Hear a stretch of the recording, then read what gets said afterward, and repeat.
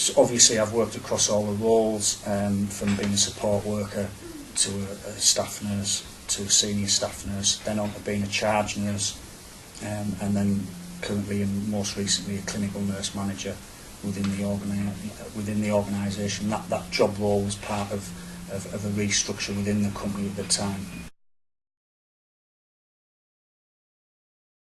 As a charge nurse, I was a clinical lead, and I helped disseminate management decisions, but I wasn't involved in the process. I wasn't involved in the decision-making process. I didn't really see where it came from. Since my role's been altered and it's incorporated the clinical nurse manager's role, there's a lot more transparency, if you like, within where the decisions come from, and also there's a lot greater involvement. There's a lot greater accountability and responsibility. Them areas have been the areas that have been my biggest sort of learning curve, if you like, and the areas that took me out of my depth within my job role during a very difficult time of transition as well. However, that sort of stood me in fantastic stead within my job role now, where I'm taking that forward.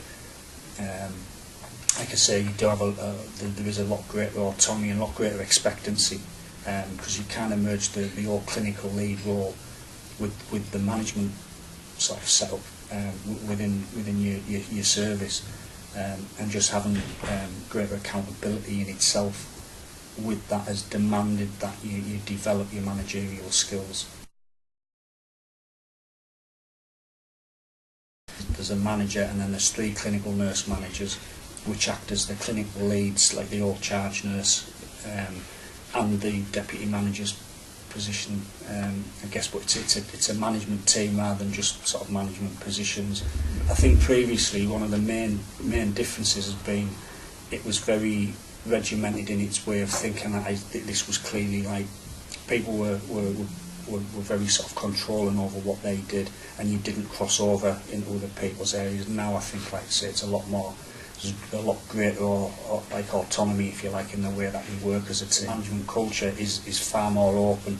You can see where its origins come right the way down. I think that sort of transcends to the support worker level as well. So that the healthcare assistants and the support workers can clearly see where things are coming from and contribute to it now as well. We were provided with leadership and management course, which was over 2 days. It was very intensive, covered a wide aspect, the wide sort of range of management theory and practice. There was an awful lot to take in. I'd previously done some sort of courses on management and read around within my own personal development as a nurse. And it was always an area that I was interested in. What I think this course particularly did was it wasn't just theory based, in the sense that it wasn't just like learning about a lot of sort of whether it be change management or organisational structure or whatever. It focused on us as individuals. So if I was talking in the broader sense of what we gained from that course, I would say mainly it helped me identify sort of my strengths and weaknesses as a manager or as a potential manager. Throughout my time working at Victoria House, we've implemented quite a lot of change, ensuring that a social care model is set rather than a nursing model, because our aim is to move the residents on from Victoria House into supported living. In the last year we've implemented a lot of changes, making sure that the residents have an input into the care they receive, the goals that they want to achieve, planning how we're going to achieve them, and making the time frame realistic for the service users to be able to achieve these goals. This can be anything from getting work placements to improving daily living skills, doing voluntary work, and general more access into the community and building up the skills that they need to move on. Over the last year we've implemented bringing in an activities coordinator, so that they can work alongside with the service users and the support team to build a structured programme of development for the service users. They meet with the activity coordinators on a weekly basis to choose what activities they want to do, and the support staff are informed of what the role will be for the following week, so we know what needs to be implemented. We have active involvement with advocacy. We use Voiceability. We have Alex Rose, who comes to the unit informally about once a week. She also comes to attend MDTs. We've also, if we've had any issues the residents want to raise and use an outside provider, then Voiceability have come in and provided us with support for that. If any residents have had any issues with their placement or the finances, they've assisted liaise with social workers and other outside agencies to get those issues resolved. The staff team had been used to working a certain way for a long length of time, so it took a little bit of motivation from myself to reassure them that the changes were for the benefit of the residents, that we needed to be improving on these people's skills to enable them to fulfil their life dream of living independently. We did this in a various of ways, such as training, staff meetings, individual supervision sessions, using good examples that other units had done to prove that the end result could be achieved. Also, I think the staff have found it very beneficial to see that what they are doing now is resulting in a positive way. The residents want to achieve more, want to do more. Once we've set that ball rolling, we've continued to plan and develop. To enable us to achieve the goals that we've set, we've brought in, using the LifeStar tool, key workers have sat down with the residents and plotted where they are on the LifeStar, and then we've made the improvements and set the goals from the LifeStar tool, which has enabled us to bring some person-centredness into the people's lives. They've picked what goals they want to achieve, and then we've been able to assist them to organise to achieve those goals. Some goals are easily achieved, some are going to be a little bit more challenging than that, but that's one thing that the staff team are willing to put the work and effort in to see the end result. We've done a lot of person-centred planning with the residents. Again, we use the activity coordinators and the whole staff team to build together to get the achieved and hopefully end result. I've learned a lot of skills to do with liaising with CQC, safeguarding. I've had a lot of support from both of the officers that are in charge of regulating Victoria House. I think I've built up a good relationship with them, that we speak open and freely, and I feel this is a very good tool to have some good communication between ourselves. If I've had any queries or questions, I've been able to feel confident enough to ring people up and ask for anything I'm uncertain on, which I think you need to do to make sure that you're doing things right. In 5 years' time, I'd like to still see myself working within the organisation. I feel that the organisation's supported me, so I would like to support the organisation back with giving me the opportunity to develop my skills. I'd like to be able to pass on the knowledge that I have, and hopefully if there's any new managers come in, for me to be able to provide the support to them like the previous managers have. I joined the company in November as a preceptorship nurse, which I finished in March this year. My preceptorship lasted longer than I expected it to, but in a positive way. I was worried that I would be thrown in at the deep end and it would all be done in a rush, and I would then be expected to sort of fly on my own, and I didn't feel ready for it. I had regular supervision with different members of the team, which was beneficial because they all have their areas which they're experts in. I had regular supervision as well with our manager, and we looked through all of my file, and we regularly looked at what I had done so far and what I still needed to do, which again helped us to reflect back. I had quite a lot of input in terms of my meds assessment quite early on, because that was an area that really worried me.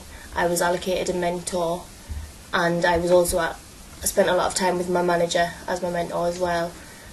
So I did a lot of meds assessments. I also spent a lot of time when I was allocated a patient. I spent a lot of time going through all of the paperwork, all of the care plans, and again I was allocated a different mentor for that, and I worked quite closely with another nurse to bring my paperwork up to a good enough standard. I did a lot in terms of if there was any new situations coming up. The nurses at Hollyhurst were brilliant at getting me involved. So any issues that we had that were brought up, I was being brought in and I could be involved in as much of a capacity as I felt I was able to do, which has stood us in good stead for when I was thrown in the deep end and I was on my own and I then had to do it all on my own. It was lovely, I knew that I was still going to have the support, whether I had a file to say that I needed a box signed or not. I've still got the support, and I still go now and ask different members of the team for the support, but seeing that signature on that line was like the final little piece of my training, and I felt like a proper nurse.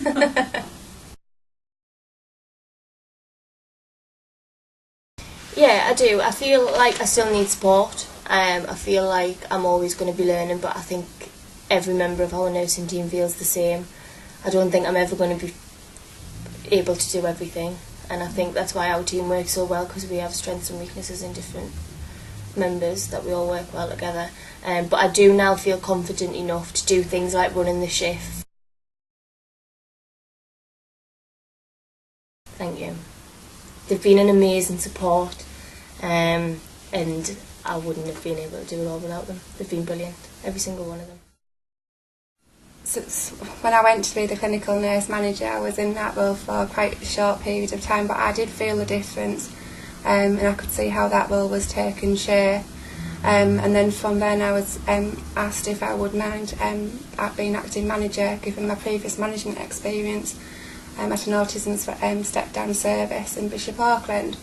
And at that time it was really interesting, because as I was asked to go over an acting position, the new business as support administrator was brand new in post and appointed, and we started at the same week. So for me that was really interesting, because I felt I was able to help because I had the skills, because I'd overseen the systems in my role as deputy, and I was able to transfer what I knew and help this lady induct into her position as business support administrator.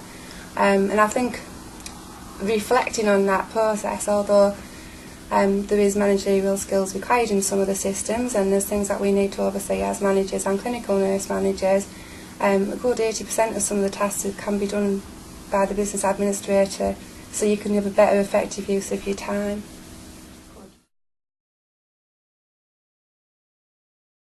How we started that process, there was a pilot unit which started this process with their business support administrator. So I met with them initially.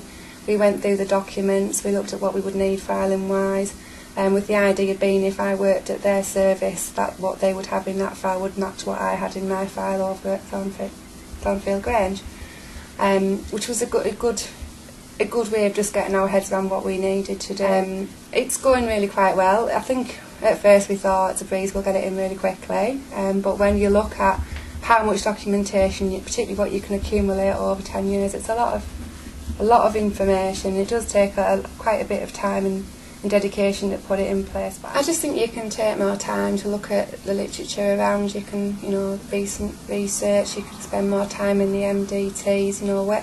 Being on site all the time, you get with a nursing background, you get a really good feel for what people's needs are, what's working, what care plans aren't, and I think it's good to be able to contribute that from a management perspective as well. It might be that we need to source various different materials, different training, and I'd rather be looking at how we can improve care and spending my time in that direction than possibly putting together a spreadsheet which, later on I could possibly just spend a little bit of time checking and spend more time on focusing on quality.